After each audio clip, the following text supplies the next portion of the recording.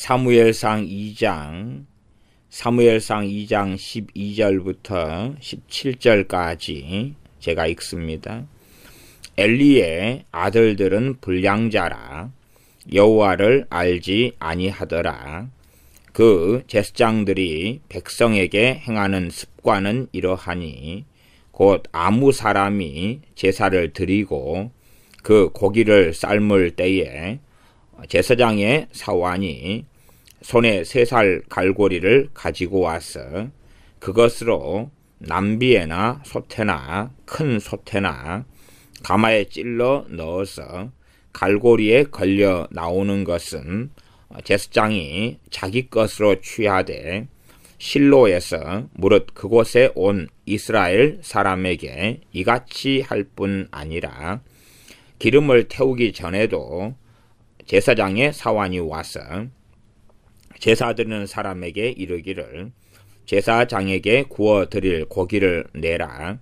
그가 너게 삶은 고기를 원치 아니하고 날 것을 원하신다 하다가 그 사람이 이르기를 반드시 먼저 기름을 태운 후에 너 마음에 원하는 대로 취하라 하면 그가 말하기를 아니라 지금 내게 내라. 그렇지 아니하면 내가 억지로 빼앗으리라 하였으니 이 소년들의 죄가 여호와 앞에 심히 크면 그들이 여호와의 제사를 멸시함이었더라. 아멘. 엘리 제사장과 엘리 제사장의 아들들의 범죄에 대하여서 사무엘상 2장은 말씀합니다. 이것이 2장부터 해서 4장까지라 볼 수 있습니다. 2장, 3장, 4장. 사무엘상 2장, 3장, 4장에 걸쳐서 엘리 제사장과 엘리 제사장의 두 아들 홈리와 비느하스에 대한 이야기가 나와 있습니다. 이 이야기를 통해서 우리가 정부에 대하여서 어떤 태도를 취해야 하는가. 지금 현 시대의 박근혜 대통령과 그 정부만이 아니라 정말로 심각하게 악한 지도자나 악한 정부에 대하여 그리스도인은 어떤 자세와 태도를 취하는 것이 하나님 말씀에 옳은가 하는 것을 말씀합니다. 엘리 제사장의 사례, 엘리 제사장과 두 아들, 그리고 사무엘 선지자와 아들들, 사울왕, 다윗왕, 압살롬, 나아가 우리 주님에 대한 사례까지 성경은 권세자들에 대하여서 어떻게 하나님의 백성은 행해야 하는가 하는 것을 계속하여 말씀하고 있습니다. 공산주의 사상은 어떠한 사람이 있으면 그 사람에 대하여서 자기 정의를 가지고 판단하고 정죄한 다음에 군중을 선동하고 대중을 선동하여서 폭력을 행하거나 선동을 하여 그 모든 것을 뒤집어 엎어버리기를 원합니다. 그게 공산주의자들이 행하는 행동의 방식입니다. 공산주의자들은 자신들이 속해 있는 공산주의 국가가 아니라면, 자신들이 대한민국 정부에 산다면 대한민국 정부의 합법성을 인정하지 않기 때문에 태극기를 들고 흔들지 아니합니다. 그들은 끊임없이 루머와 누명 그리고 거짓된 말들을 전달합니다. 과거에 나치 히틀러의 독일의 히틀러의 선동가였던 사람은 정말 크게 거짓말을 해라. 크게 거짓말에 선동해라. 우리가 선동하는 건 굉장히 쉽지만 저들은 그에 대하여 반론을 제기하려면 저들은 쉽지 않다. A라는 사람에 대하여 저 사람은 에이즈 환자입니다 라고 선동하면 대부분의 사람은 믿고야 말죠. 그 사람의 에이즈 환자가 이제 나는 아닙니다. 혹은 그의 가족이 내 형제, 내 가족, 내 아들은 에이즈 환자가 아닙니다. 라고 말하려면 그 말만으로는 이미 되지 않게 되죠. 병원에 가서 진단서를 떼와야 되고 그것을 다 복사해서 나눠주어야 되죠. 그렇게 해서 많은 돈, 많은 수고를 들여서 저 A라는 사람은 에이즈 환자입니다. 라고 선동해 놨는데 아닙니다. 선동은 쉽죠. 에이즈 환자입니다. 라고 마이크로 대고 외치면 되죠.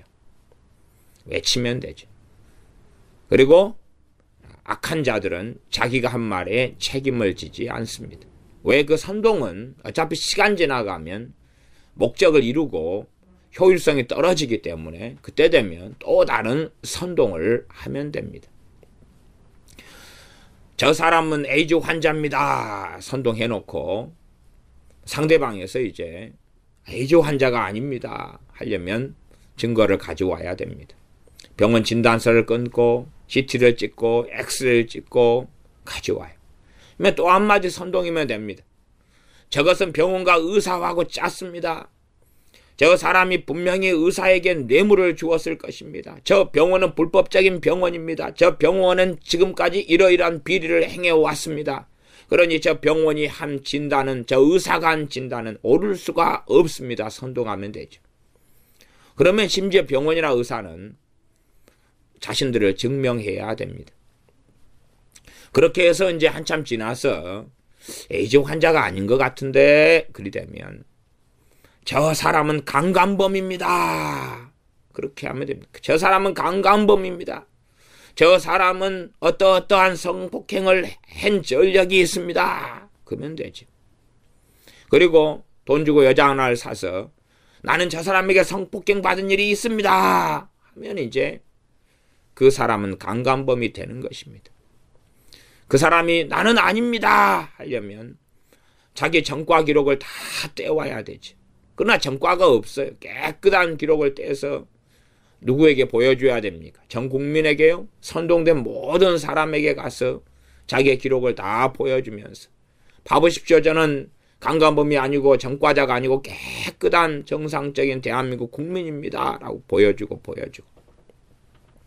그러면 그 사람은 간단하게 선동하죠. 문서 조작입니다. 요즘 시대에 저런 문서는 간단하게 조작할 수 있습니다. 내가 아는 경찰관에게 들었습니다. 저 사람은 전과 3범이랍니다. 경찰서 내부 인사에게 나는 들은 정확한 소식입니다. 전과 3범이랍니다. 그 경찰관이 누구냐 물어보면 신변 보호 때문에 말할 수 없습니다. 그래서 이제 그 사람은 경찰서까지 찾아가야 되죠. 그래서 경찰에서 혹시 저를 보증서 줄 수 없습니까? 제가 정상적으로 범죄 사실이 없다는 것을요. 그렇게 해야 되겠죠.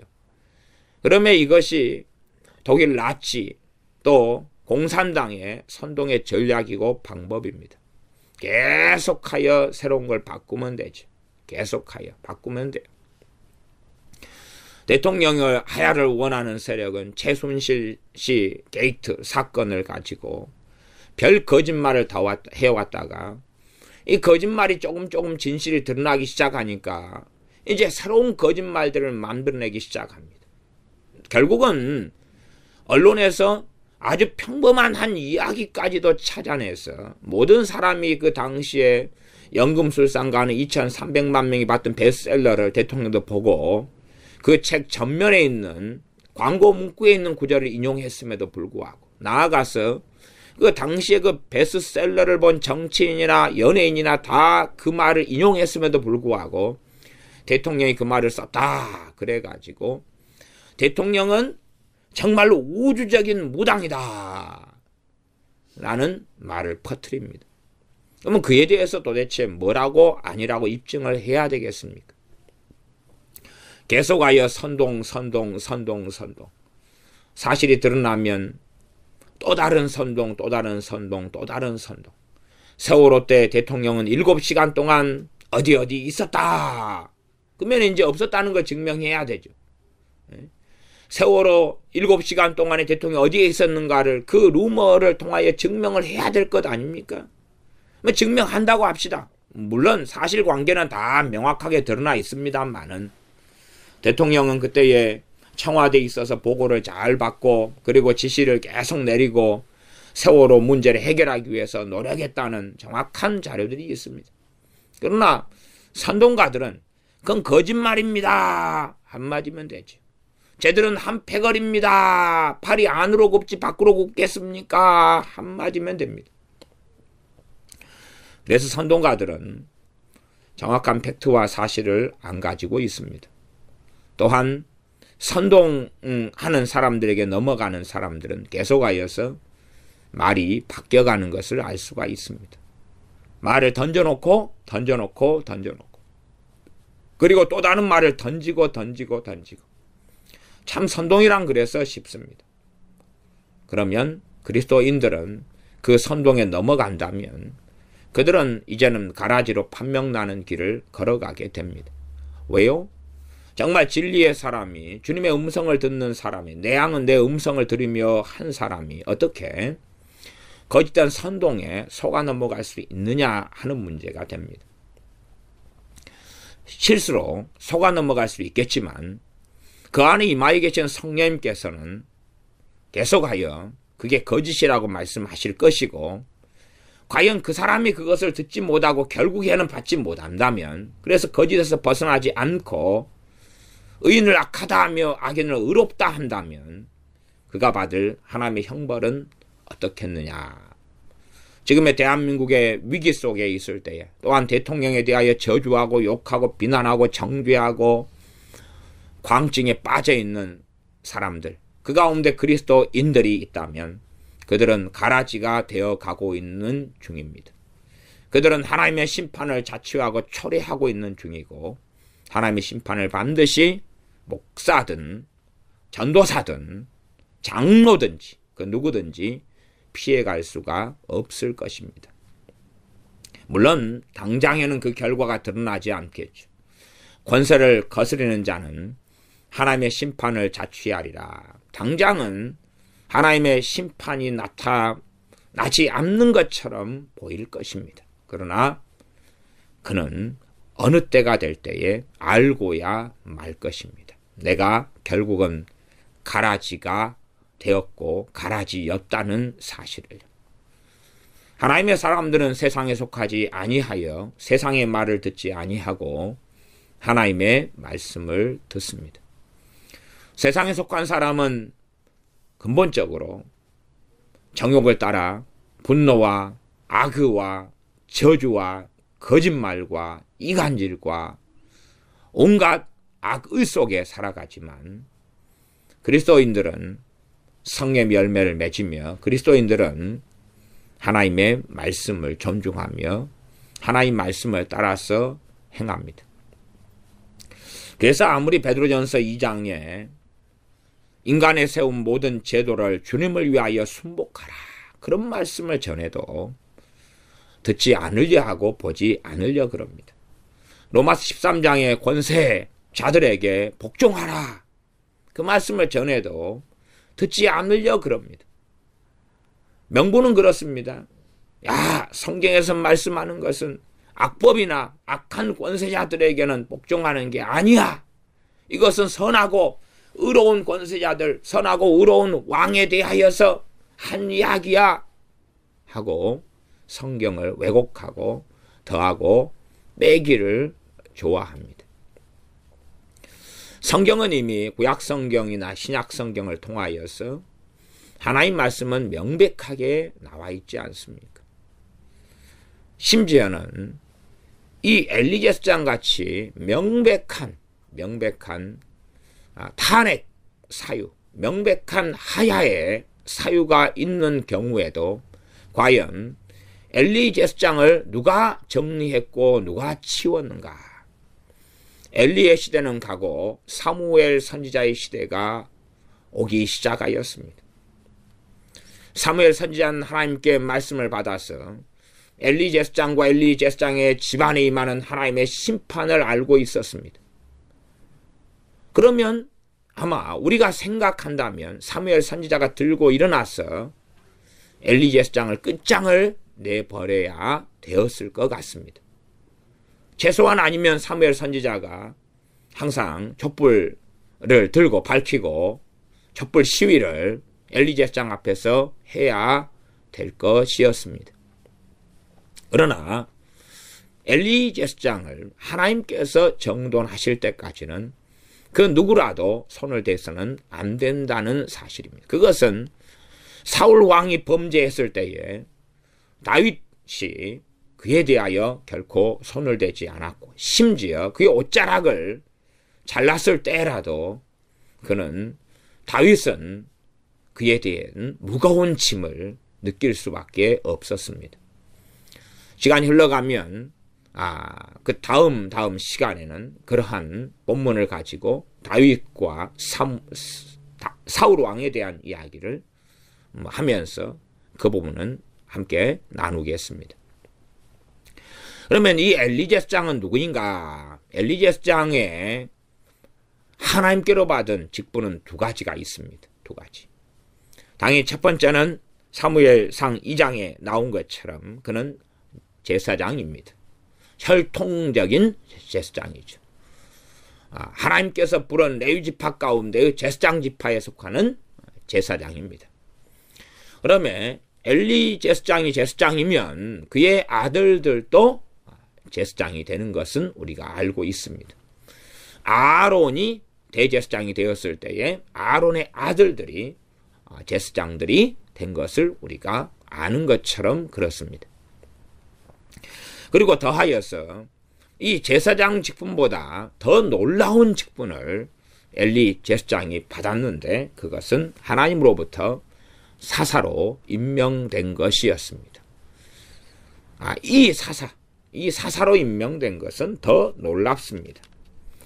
그래서 이 사무엘상 4장에 보면 엘리 제사장이 죽는 시점에 되어서 성경은 자세한 사정을 그에 대하여 밝히고 있는데 4장 18절을 제가 읽어보겠습니다. 4장 18절은 하나님의 괴를 말할 때에 엘리가 자기 의자에서 자빠져 문 곁에서 목이 부러져 죽었으니 나이 많고 비둔한 영고라.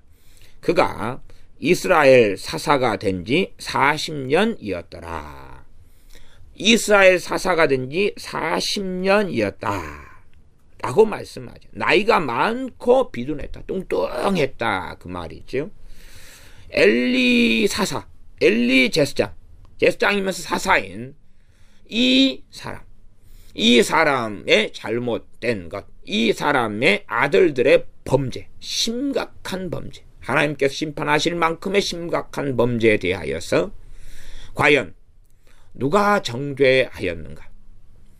하나님께서 이 어린 사무엘을 통하여 말씀을 전달하시고 하시는, 하나님께 또한 말씀하시는 것은 있었지만, 그러나 이 세상의 어떤 권력자나 이 세상의 어떤 국민들이 일어나서 엘리 제사장 하야 운동을 벌이거나 엘리 제사장 퇴진 운동을 벌이거나 엘리 제사장 엘리 사사의 퇴진 운동을 벌이지 않았다는 사실입니다. 엘리 제사장은 40년간 사사를 하였습니다. 40년간. 사실은 그러므로 여러분이 어떻게 생각하실지 몰라도 이승만 대통령의 하야의 집회인 4.19 의거나 이런 것도 실상은 하나님 말씀에는 어긋난다고 말씀드릴 수밖에 없습니다. 하나님께서 정말 결격 사유가 있으면 하나님께서 그를 하야시켜야 되는 것입니다.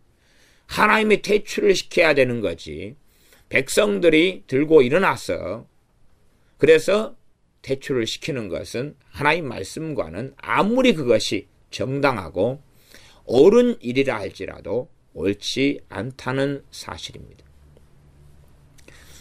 5.18 광주 사태에 대하여서 민주화다, 폭동이다. 지금은 5.18에 참여한 사람들을 연금을 주고 많은 보상금을 주고 그들을 민주화 운동에 공헌한 공로자로 인정하게 되었습니다. 과연 하나님 백성, 하나님의 사람들이 정말로 5.18 때의 일이 정당하고 바른 일이다. 소위 말하면 무기고들을 습격해서, 또한 아시아나 자동차, 기아 자동차를 습격해서 장갑차를 빼앗고 장갑차로 군인을 깔려 죽이고 장갑차로 몰고 차량을 전부 다 절도하고 도둑질하고 순식간에 이 어떠한 세력이 나서서 광주와 나주, 화순 등의 무기고를 일시적으로 몇 시간 안에 전부 다 공격하여 무기고를 빼앗고, 그리고 어린 아이들에게 총과 무기를 다 안겨주고, 사람들 선동하여서 광주 교도소를 총격전을 벌이면서 7차례인가를 습격하고, 그런 것이 과연 진짜 민주화 운동에서 벌어지는 일인가? 정말로 민주화 운동은 오히려 범죄자를 잡아서 감옥에 가두는 게 맞겠죠. 정말로 민주화 운동은 법치가 이루어져야 민주화 운동이 이루어져 가는 것입니다. 4.19 의거가 일어났을 때 과거 이승만 대통령은 한편으로는 이것이 참으로 씁쓸했고, 또한 자신의 부정선거가 아니라 부통령 부정선거였지만 내가 책임지는 사람으로 눈이 가리워져 있어서 이 잘못을 행한 것에 대한 책임을 통감하여서 물러섰지만, 한편으로는 이승만 대통령은 기뻐했다고 그럽니다. 왜냐하면 이제 무엇이 옳은지 무엇이 틀린지 국민의식이 생겨난 것에 대하여, 민주주의 정신이 얼만큼 생겨난 것에 대하여 기뻐하면서 그러면서 하야하고 대한민국을 떠났지요. 그 노구를 이끌고 떠났지요. 정말 그럼에도 불구하고 과연 하나님 백성들은 어디에서 살아가는가? 하나님 백성의 기준은 절대 자기 법은 아닙니다. 자기 정의는 아닙니다.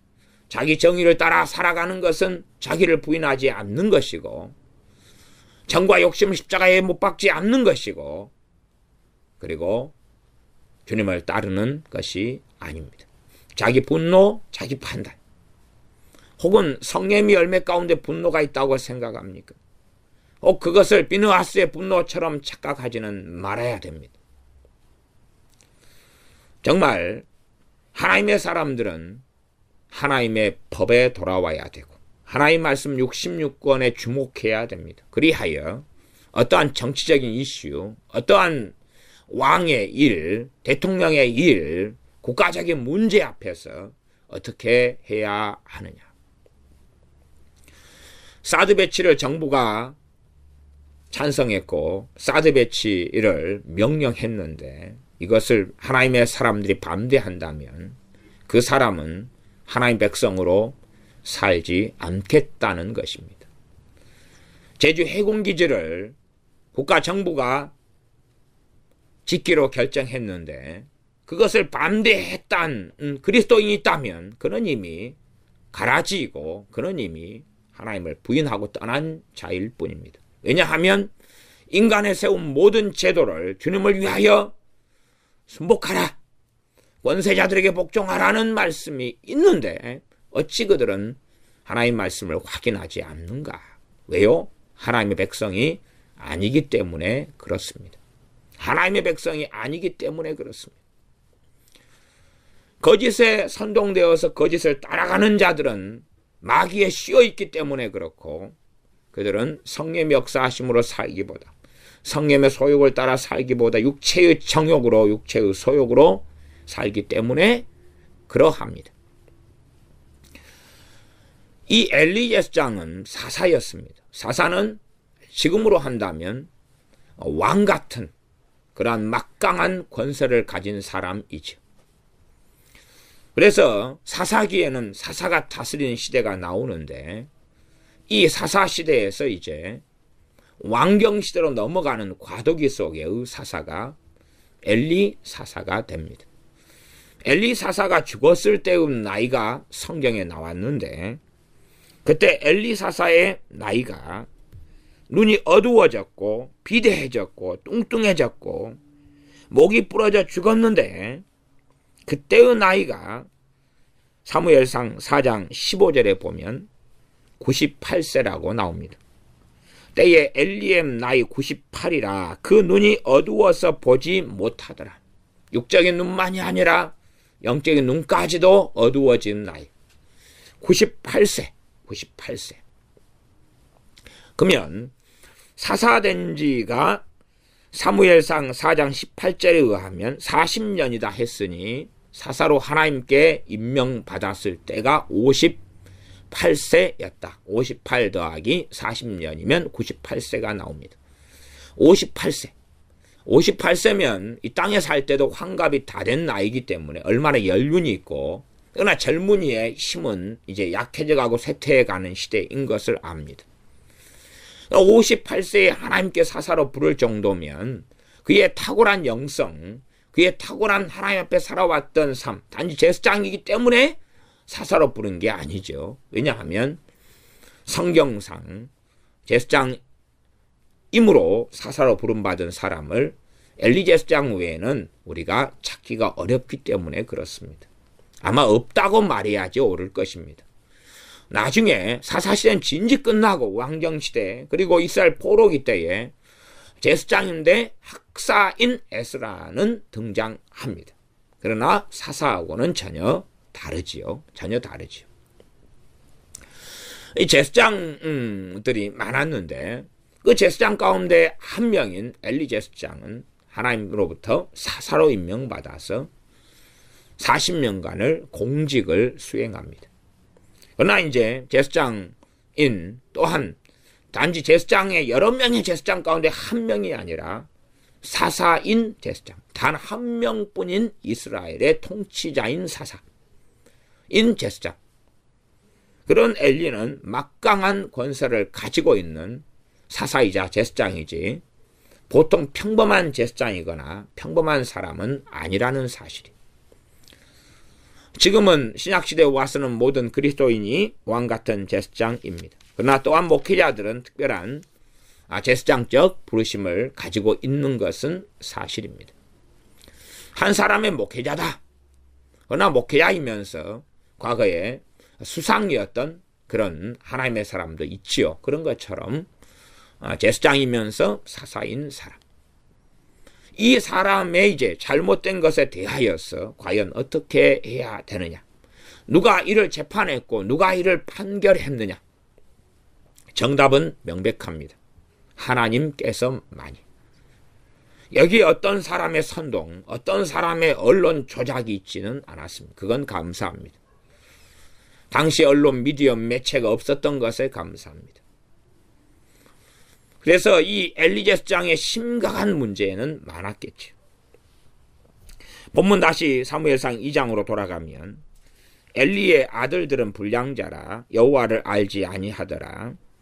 그 제사장들은 누구냐 하면 엘리의 아들들을 이야기합니다. 단지 어린 소년에 대한 이야기가 아니기 때문에 2장 17절 이 소년들의 죄가 그럴 때 이것은 좀 번역상의 미흡이다 이렇게 말해야 되겠습니다. 왜냐하면 소년 때는 제사장의 직을 수행할 수 없기 때문에 그렇습니다. 제사장의 직을 수행할 나이가 성경에는 사실상 나와 있지요. 그래서 아무 때나 제사장직을 수행할 수가 없는 것이죠. 아무 때나 제사장직을 수행하는 게 아니라 나이가 30살이 돼야지만이 제사장직을 수행하게 됩니다. 그러므로 그냥 소년이 될 수는 없는 거지요. 그러니 17절로 가면 이 소년들의 죄가 그러는데 여기서 소년이란 말은 히브리어로는 나르라 이런 단어인데 유아 어린아이부터 청년까지 젊은이까지를 다 포함한 단어입니다. 그 의미에서는 청년이 돼야지 좀 더 맞을 것입니다. 혹은 이제 하나의 가능성의 문제는 있는데 가능성의 문제는 엘리 제사장이 자기의 직권을 남용해서 이 나이가 적합하지 않은 그러한 아들들을 자기의 나이가 이미 늦어버렸고 말하자면 아마 늦둥이였지 않는가 하는 추측을 합니다. 그래서 제사장으로 성경에서 말씀하지 않는 나이, 되지 않는 나이대에 제사장직을 수행해 버렸을 가능성도 충분하다. 왜냐하면 소년들 할 때 나아르 할 때에 그 단어의 의미 속에서는 이 어린 이런 의미를 내포하는 것이 일반적으로 상당히 많기 때문에 그렇습니다. 그래서 17절의 소년들에 대해서는 생각해 볼 만한 단어가 됩니다. 다시 이제 13절로 돌아가면 그 제사장들이 백성에게 행하는 습관은 이러하니, 그렇게 해서 이 백성들이 제사를 지내러 왔는데 이들은 불량자라 그러죠. 불량자라면 아들들을 제사장으로 지금 리드하는 사람은 사사이고, 그리고 엘리 제사장이 되죠. 그러면 하나님의 백성들이 하나님께 나아가는데 제사는 핵심과 중심에가 있어요. 성막이 중심에가 있죠. 그런데 이 책임을 맡은 지도자인 엘리는 자신의 아들들이기 때문에 이들을 처벌해야 되는데 공법으로 처리를 해야 된다 그 말이에요. 그런데 그렇게 하지 않고 사사로운 훈계로 끝냈다는 사실이죠. 다시 말하면 사형에 해당될 만한 죄를 훈방 조치했다, 그렇게도 말할 수 있습니다. 그렇게 이제 측근 비리, 자식 비리가 드러나죠. 대통령은 사실은 가족 비리가 없는 비리로서는 역대 대통령 가운데 가장 깨끗한 사람이 지금 박근혜 대통령입니다. 그러나 최순실 사태를 통해서 대통령을 정말 어마어마한 비리가 있는 사람으로 속여버렸는데 그것은 말이 되지 않습니다. 과거에 노무현이 때는 노무현이 형이 큰 비리를 저질렀죠. 그 외의 비리들도 다 드러날 시점에 노무현이는 자살해서 죽었습니다. 그래서 덮여졌던 거지요. 김대중 씨는 그의 아들 김현철 씨가 심각한 범죄를 저질렀고 비리를 저질렀죠. 그러면 어떤 비리를 저지르려면 상식 있는 사람은 압니다. 그 사람이 알려져야 된다는 사실, 그 사람이 큰 권력을 가져야 한다는 사실, 그래야지만이 비리를 저지를 때에 큰 힘이 있습니다.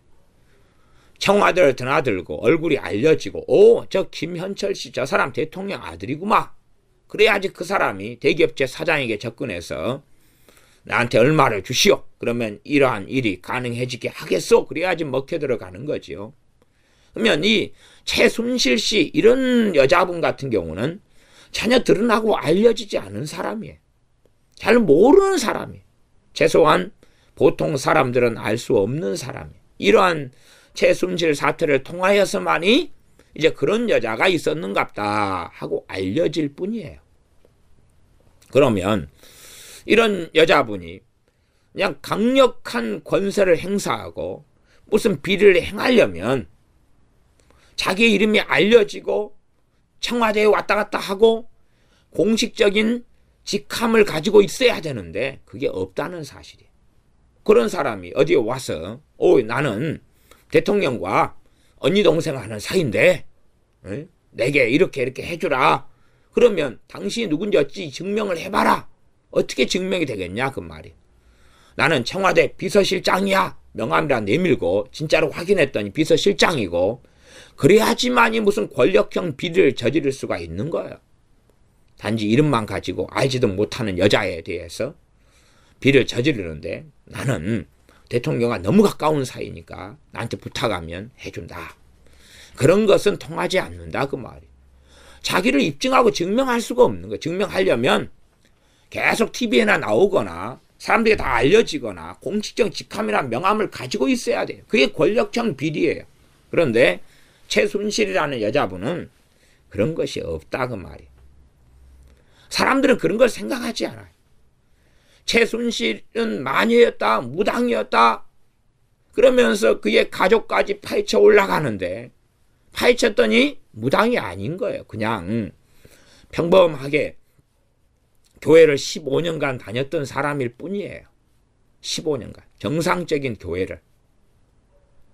그러니 이제 최순실이 무당이란 말은 쏙 들어갔죠. 근데 그걸로 통해서 대한민국은 선동되었습니다.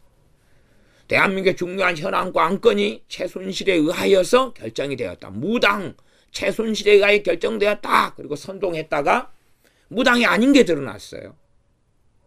누구 무당이다 하고 선동하기는 쉽다 그 말이에요. 그러면 너가 아니야. 나는 아니에요. 아니면 증명을 해봐. 입증을 해봐. 그 무당이 아니라는 익명서가 있습니까 어디? 그게 없다는 거죠. 그게 없다는 거예요. 어디 공식적으로 그냥 목사면 그러면 그럴 때도 또 사이비 목사라 그렇게 마음들 자료들을 끊임없이 만들어낼 거예요. 이 악의적인 선동을 하는 사람들은요. 지금 이제 결국은 대통령을 무당으로 몰아가지 않습니까? 대통령을 무당으로 몰아가요.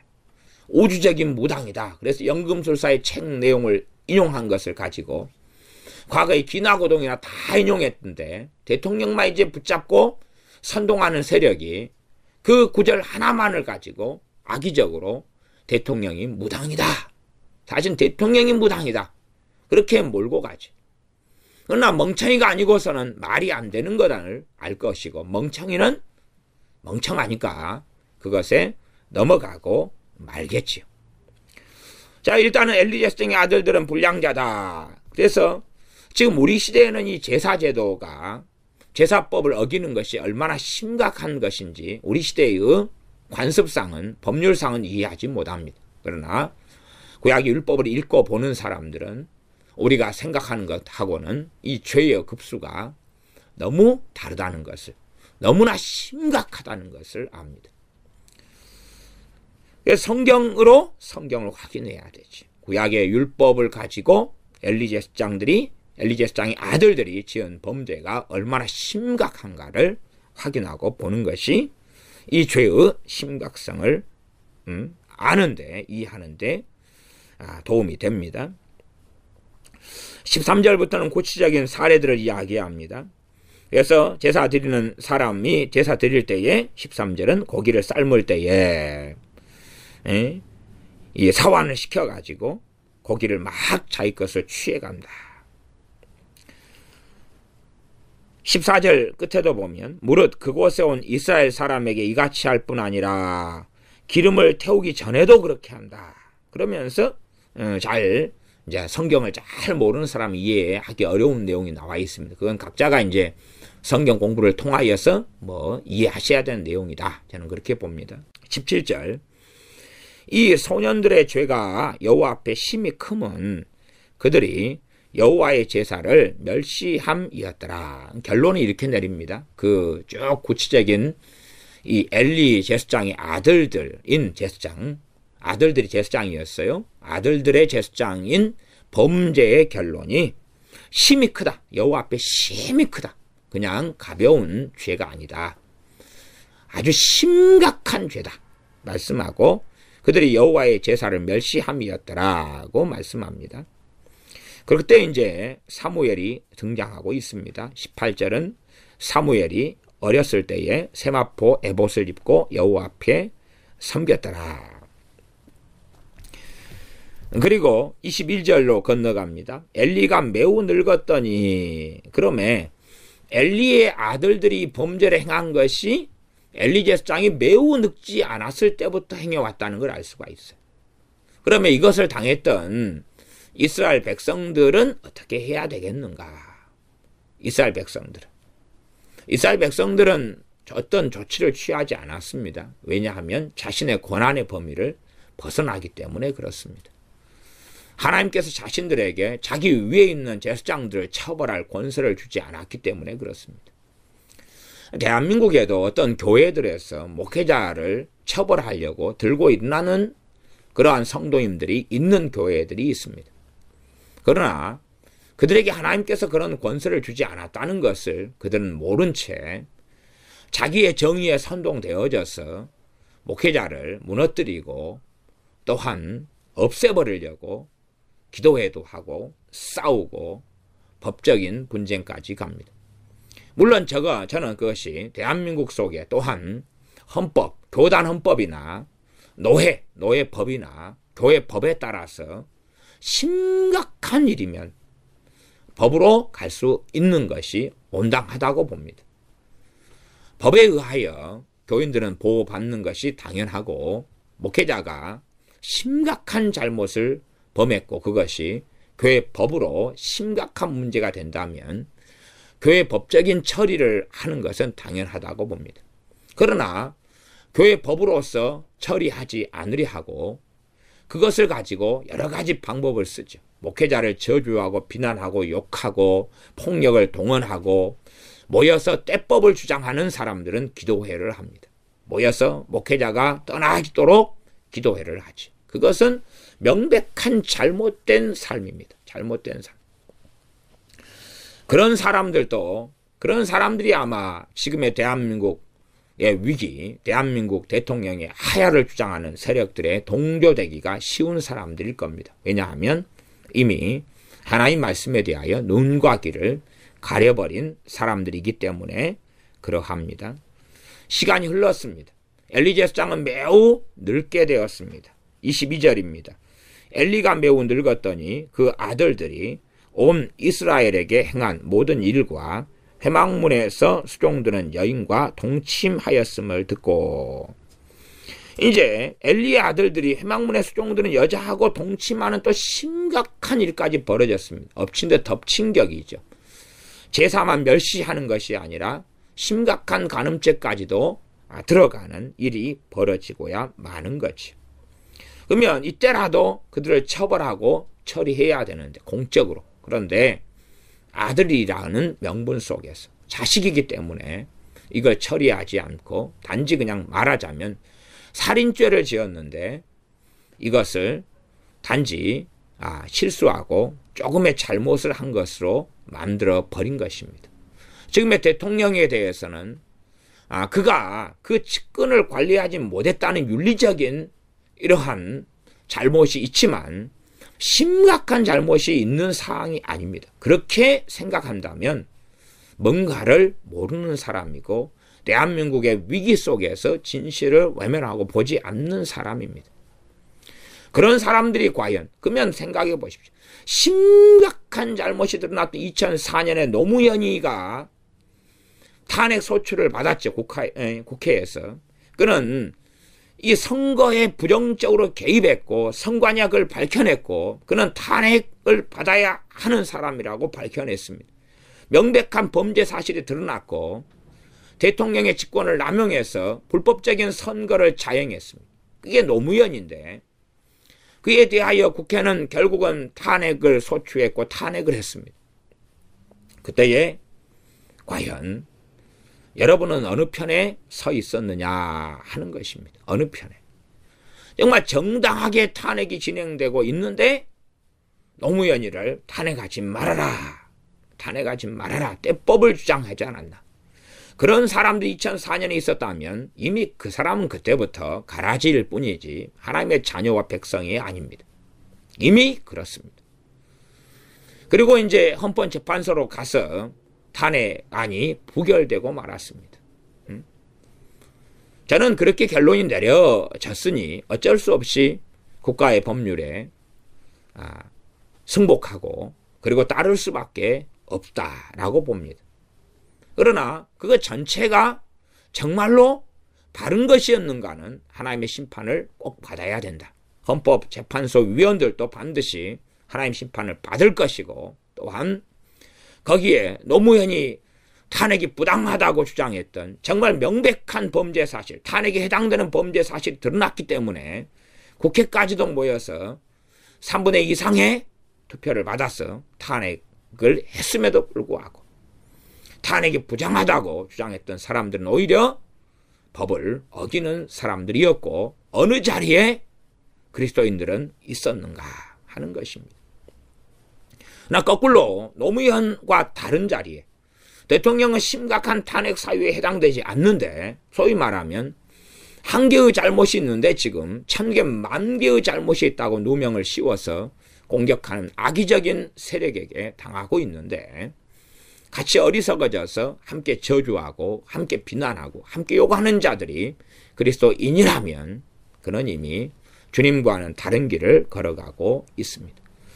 자신이 하나님의 권세를 주장하고 하나님의 자를 대신하여 재판을 행하고 있다. 그리고 로마서 말씀에 하나님의 종을 판단하고 재판한 너희는 누구냐고 하나님께서는 사도를 통하여 말씀하지 않습니까? 그런 음성을 외면하고 듣지 않으려는 것이죠. 마치 자기가 하나님인 것처럼 대통령을 정죄할 수 있다. 내가 마치 하나님인 것처럼 대통령의 우위에 있는 사람인 것처럼 하나님께 대단한 권세를 받은 사람인 것처럼 대통령보다 위에 있는 권세를 받은 것처럼 대통령을 욕한다. 대통령을 욕하는 것은 하나님을 욕하는 것과 같습니다.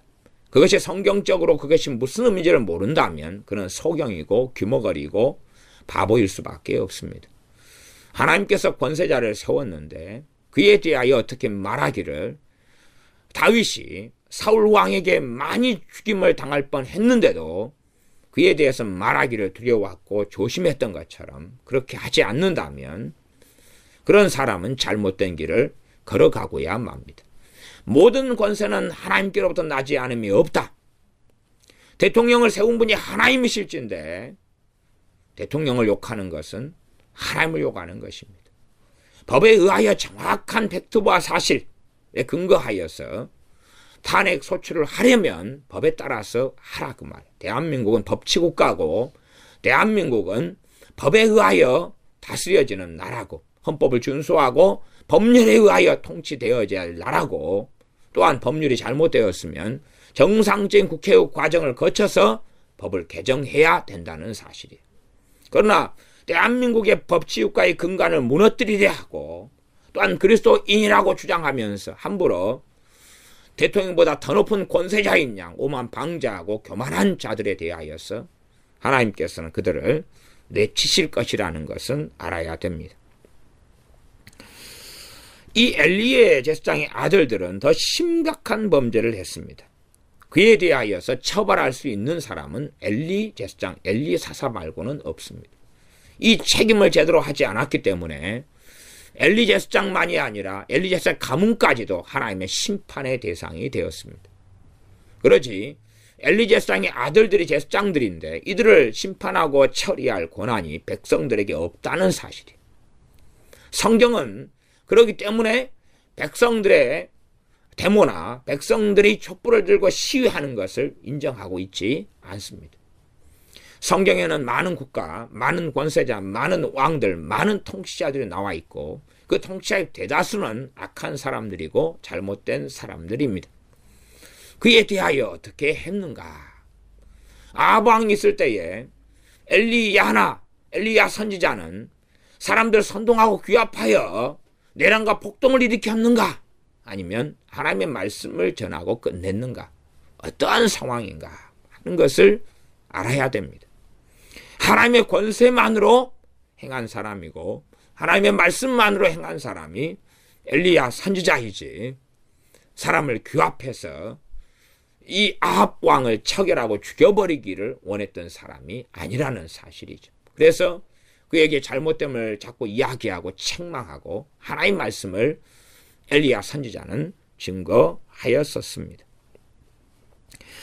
엘리 제사장 엘리 사사는 그 아들들을 처벌을 심각한 범죄이기 때문에 심각하게 처리했어야 되는데 그렇지 않았다. 이것도 죄가 되겠죠. 책임 맡은 사람이 그 책임을 제대로 하지 않으면 범죄가 됩니다. 주의종 목회자들이 이런 대한민국 위기의 상황에서 교인들에게 하나님 말씀을 통하여 하나님 자녀들이 바르게 행할 것을 말하지 않는다면 그것도 범죄가 됩니다. 심각한 범죄가 되죠. 대한민국 국가적인 위기 상황에서 우리는 대통령에 대하여 성경적으로 어떻게 해야 되느냐? 심지어는 대통령의 잘못이 심각히 드러났다면 그에 대하여 촛불 시위를 해야 되느냐? 아니면 법적으로 탄핵 절차를 밟도록 해야 되느냐? 어느 것이 정말로 하나님 백성이 걸어갈 길인가를 주의 종들이 제대로 말하지 않는다면 그는 엘리 제사장처럼 반드시 책임을 져야 한다는 사실입니다. 자기가 해야 될 사명을 제대로 감당하지 않는 자들은 주님께서 악하고 게으른 종아 라며 심판하실 수밖에 없고 하나님 말씀에 따라 종의 사명을 다하는 자들에 대하여 착하고 충성된 종이라 말씀하실 거기 때문에 그렇습니다. 26절입니다.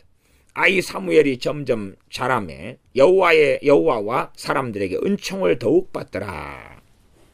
그리고 이제 어떤 선지자가 옵니다. 27절 하나님의 사람이 엘리에게 와서 그에게 이르되 여호와의 말씀에 그러면서 하나님의 심판에 대하여서 말씀하고 29절에는 이 하나님의 사람은 일반적으로 선지자일 것 같습니다. 29절 너희는 어찌하여 내가 나의 처소에서 명한 나의 재물과 예물을 밟으며 너 아들들을 나보다 더 중히 여겨 내 백성 이스라엘에 드리는 가장 좋은 것으로 스스로 살찌게 하느냐. 너 아들들을 나보다 더 중히 여긴다. 결국은 과거 금송아지 사건에 레이디파 사람들이 칼을 들어서 형제와 가족과 아들이라도 아끼지 않고 죽였던 것처럼 그렇게 이제는 엘리 제사장은 엘리 사사는 하나님이냐 아들들이냐를 선택했어야 한다 그 말이죠. 이것은 법적으로 엘리 제사장은 엘리 사사는 아들들을 사형에 처하게 했어야 된다는 이야기. 그냥 단지 가정교육이 잘못돼서 학교로 한다면 대학 정도 시키고 혹은 사회봉사 정도 시키는 상황이 아니란 이야기죠. 그러나 엘리 제사장은 책망 정도 하고 말았죠. 살인범을 훈방 조치했다. 이것은 말이 안 되는 것처럼 율법에 의하여 엘리의 아들들은 심각한 범죄고 그에 따라서 그들은 최소한 중형이나 혹은 사형에 해당되는데 엘리 제사장은 아들들을 더 아꼈기 때문에 그렇게 하지 않았다는 사실이죠. 그리고 아들들이 언젠가 되면 돌이키겠지. 언젠가 되면 정신 차리겠지 하는 기대감이 있었는 줄 모르겠습니다. 하나님께서는 하나님의 사람을 통해 그렇게 말씀하시죠. 30절 하반절에 나를 존중히 여기는 자를 내가 존중히 여기고 나를 멸시하는 자를 내가 경멸히 여기리라. 이 대한민국의 상황에서 하나님을 존중히 여기는 자는 누굽니까? 하나님 말씀을 통하여 베레아 사람들처럼 이것이 이러한가 하고 살피는 것이죠. 이러한 정부의 상황에서 대통령의 상황에서 무엇을 어떻게 들었든지 간에 하나님 말씀은 무엇이라고 말씀하는가 하는 걸 살펴야 되는 거죠. 그러나 눈 가리고 아웅하며 듣지도 보지도 않기를 원하는 사람들은 결코 하나님 말씀에 주목하려 하지 않습니다. 또한 하나님 말씀을 가지고 정반대되는 왜곡되고 거짓말하는 것을 전파합니다. 그러한 악행하는 그러한 길을 걸어가는 어리석은 자들이 있습니다. 이번에 모 목사는 이 애굽의 바로 왕에게 대통령을 비교하였죠. 도대체 성경을 어떻게 알기에 그따위 소리를 할 수 있는지, 또한 그런 사람을 목사랍시고 책을 보고 따르는 사람들은 과연 누구인지, 어떤 정신을 가지고 있길래 그러는지. 31절 보라 내가 너 팔과 내 조상의 집 팔을 끊어 내 집에 노인이 하나도 없게 하는 날이 이를지라. 누가 끊겠다 그럽니까? 하나님이요. 대통령이나 왕은 하나님께서 처리하셔야 되는 것이지, 사사는 하나님이 처리하셔야 되는 거지 백성들이 처리할 수 없다는 사실이죠. 그러나 어리석은 사람들은 자기가 마침 나라의 통수권자인 양, 나라의 주인인 양, 자유민주주의 국가니 주권이 백성에게 있다. 모든 주권은 국민에게 나온다. 그게 헌법 조항이지만 그러나 하나님의 백성들은 더욱 위에 법이 있다는 것을 알아야 됩니다. 하나님의 백성들은 헌법보다 더 높은 하나님 말씀 66권이 있기 때문에 하나님께서 하나님으로부터 모든 주권이 나온다는 것을 알아야 됩니다.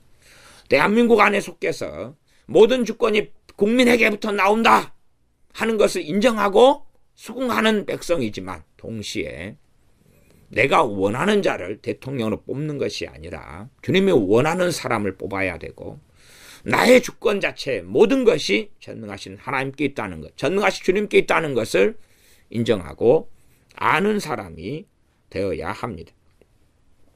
하나님께서 엘리의 집의 팔을 끊어서 노인이 하나도 없게 만들겠다.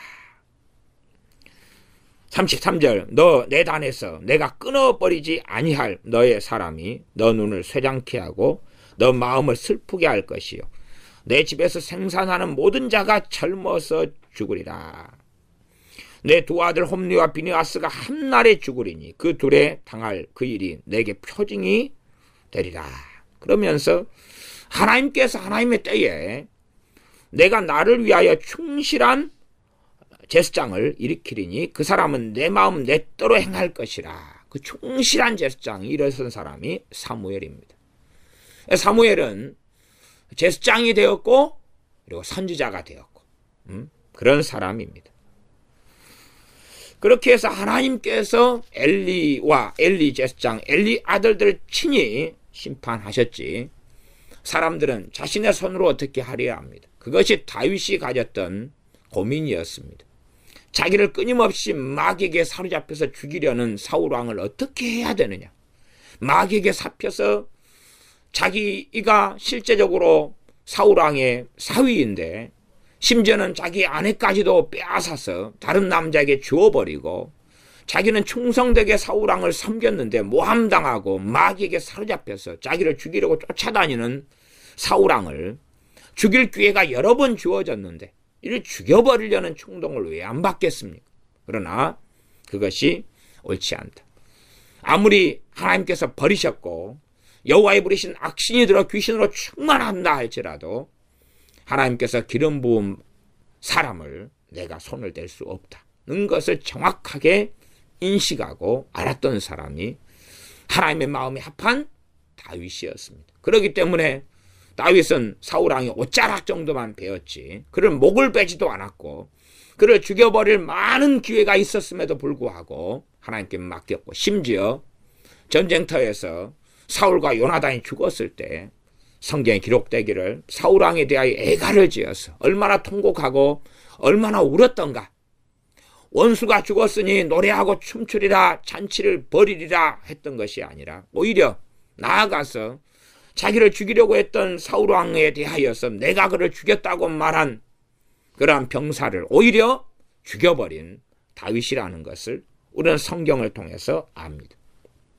그러므로 하나님께 세운 권세자인 대통령에 대하여서 내가 촛불을 들고 시위하여서 그를 배하고 그를 하야시키겠다. 그런 자들이 있다면 그런 자들은 마귀의 종자들을 따름이고 그런 자들은 절대 그리스도인은 될 수가 없습니다. 성경을 전혀 모르는 자들, 하나님의 말씀을 외면하는 자들이 어떻게 그리스도인이라 할 수 있겠습니까? 하나님의 사람들은 하나님의 말씀을 존중하고 하나님 말씀의 귀를 기울이지 마귀적으로 성경을 자의적으로 해석해서 미치광이 세계 속에 들어가지는 않습니다. 3절에는 사무엘 선지자가 하나님께 사무엘이 선지자 되기 전에 아이였을 때에 정확히 몇 살인지는 모르지만 사무엘아 사무엘아 사무엘아 부르는 음성을 듣고 하나님께서 엘리와 엘리 제사장 집안에 대하여 하시는 심판의 말씀을 듣게 됩니다.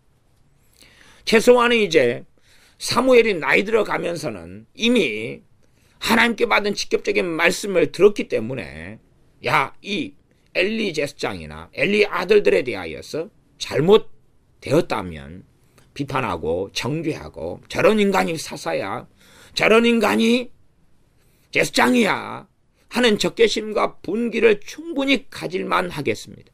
아마 그랬다면 사무엘은 결코 하나님께로부터 세움받지 못했을 것입니다. 그러나 사무엘은 하나님께서 그를 부르실 때까지 오히려 엘리 제사장에게 순종하고 그를 섬겨왔다는 사실이 그것이 하나님의 사람들이 바르게 걸어야 될 정로가 되고 정직한 길, 의로운 길, 바른 길이 됩니다. 마찬가지로 사울왕 밑에서 다윗은 그를 충성되게 섬겼지. 실상 성경을 제대로 보는 사람은 압니다. 사울 왕이 언제일 때부터 성령님에게 충만했을 때부터 다윗이 섬겼습니까? 아니면 악신이 사로잡혔을 그 이후부터 섬겼는가? 사울 왕이 악신에 사로잡혔을 때에 다윗은 비파를 켜면서 그 악신을 쫓아내주기도 했을 사람이지만 나중에 되어서야 골리앗을 죽인 다음에 사울 왕의 장수로 부름받습니다. 다시 말하면 사울 왕이 악신에게 들리고 귀신에게 사로잡혀서 살아갈 때에 그의 장수가 되고 그를 충성되게 섬겼다는 사실이죠.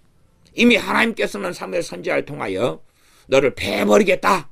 그 말씀 선고가 떨어진 한참 뒤에 그럼에도 불구하고 다윗은 사울 왕을 잘 섬겼고 사울 왕은 또한 악신이 들려서 단창으로 다윗을 죽이려 했고 다윗 도망자가 되어서 도망 다녔음에도 불구하고 자기 손으로는 그 귀신 들리고 미친 사울 왕을 심판하지 아니했다는 사실입니다. 그러나 선동되어져서 그리스도인들이 대통령을 심판하겠다고 뛰쳐나간다면 그 사람은 어느 자리에 있는가? 그 사람은 어느 자리에 있는가? 심지어 사울 왕보다 대통령이 더 악한가? 그럴 리가 없지요. 그럴 리가 없지요. 사울 왕은 많은 사람을 죽였습니다. 많은 사람. 제사장들도 많이 죽였고, 많은 사람을 죽였어요. 한 마을을 학살하기도 했습니다. 미쳐서 귀신을 사로잡혀서. 대통령 그런 적이 없죠. 최순실 게이트를 통해서 최소한 검찰이 정신 나고 미쳤지만 한 가지는 사실대로 이야기했어요. 한 가지는 10원도 대통령이 받아먹은 것이 없다.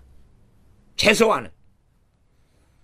그런데 어떻게 사람을 죽였습니까? 그런 일이 없죠.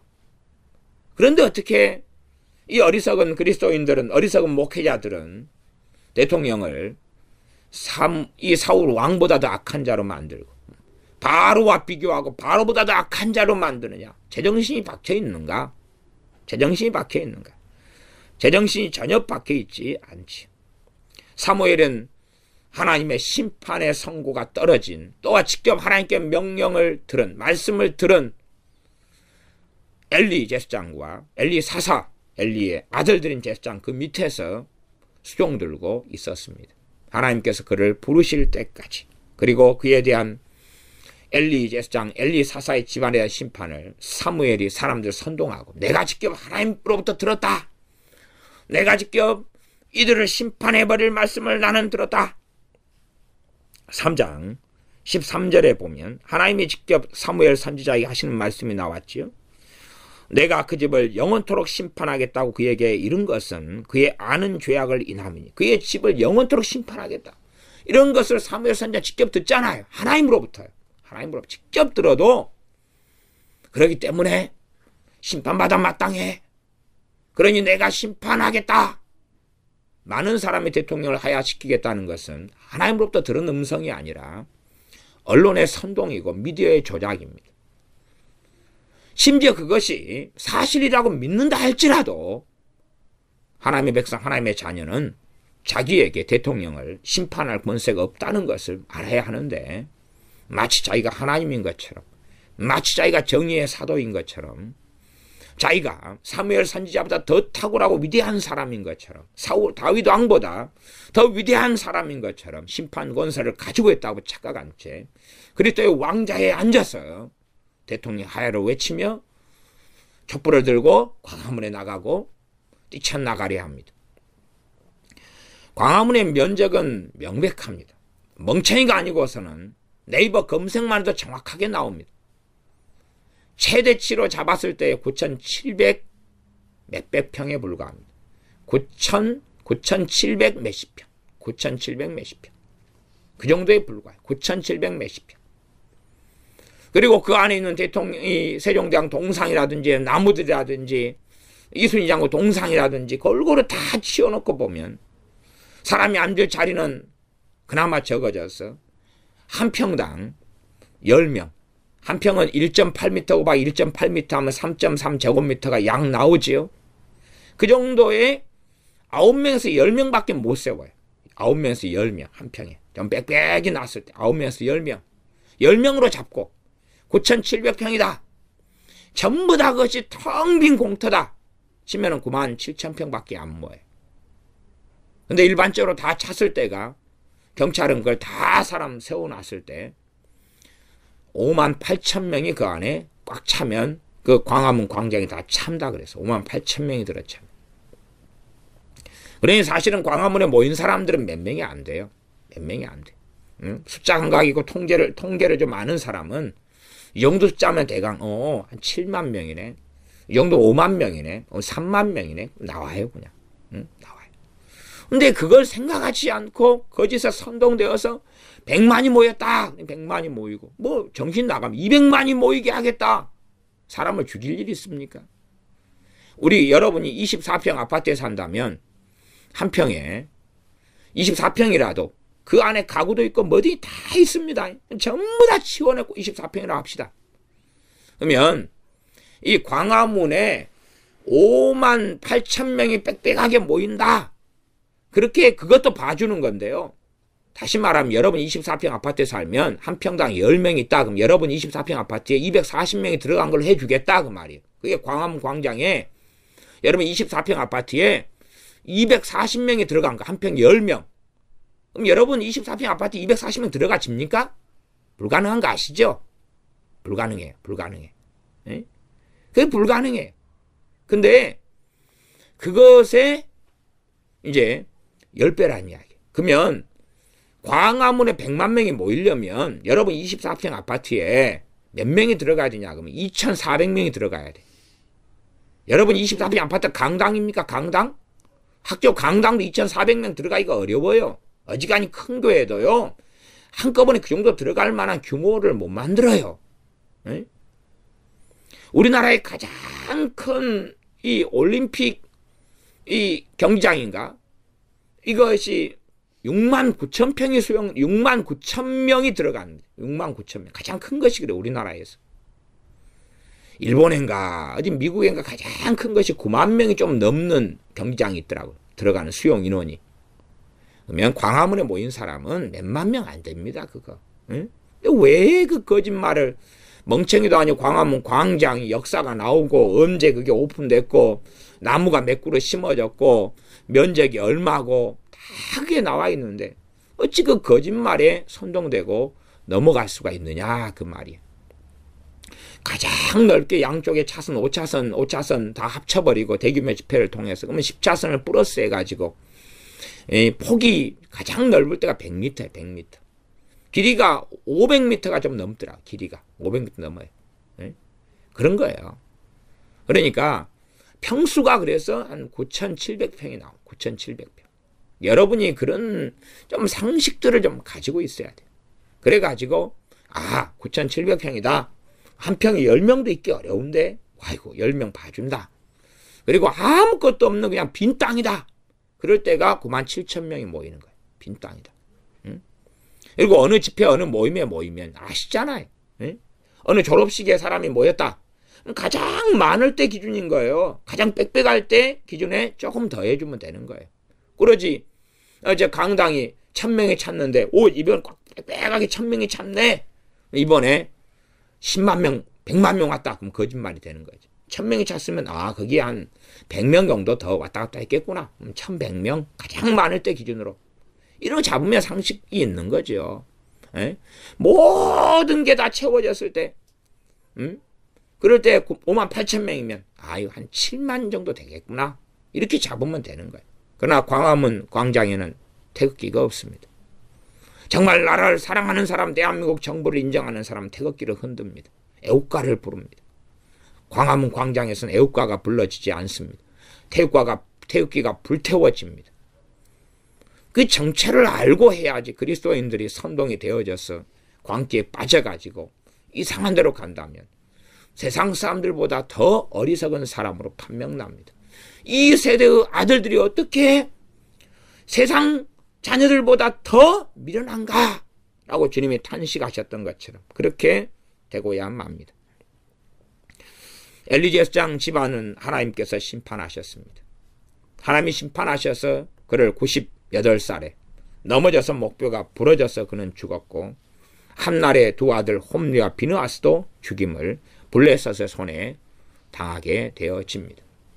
그러면 우리는 우리보다 높은 권세자들에 대하여서 우리가 어떤 것을 처리하려면 꼭 합법을 통해서, 법을 통해서, 합법을 통해서 나아가 거짓을 선동되어서가 아니라 정말로 권세자들은 하나님께서만이 그를 처리하시고 처벌하신다 하는 두 가지 사항, 합법과 하나님 두 가지 사항을 알아서 우리의 주인이, 우리의 권세자가, 우리의 권세가, 이 땅에 대한 권세가 우리에게 있는 것이 아니라 하나님께 있다는 것을 인정하고 깨닫는 그리스도인들이 되어야 합니다.